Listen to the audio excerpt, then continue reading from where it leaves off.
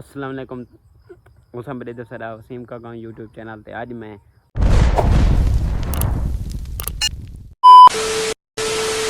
आया कना अपने गाँव दे विच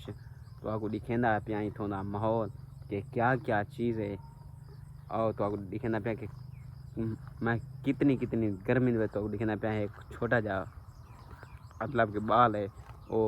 इतना कर चरेंदा खड़े माल भी बाकी वाला तो इथों ना भी दिखेंदे चेक करे सो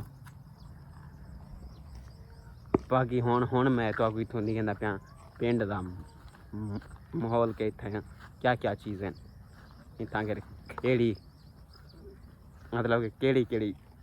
इतना कर फसल है चेक करे सो इनको कोई ने के उर्दू दे क्या आदन कोई सराकी आदन बाकी तो आपको मैं आगे ते चेक करना है चेक करे सो बाकी लव यू थी या नेक्स्ट वीडियो मिलते हैं खुदा हाफिज़।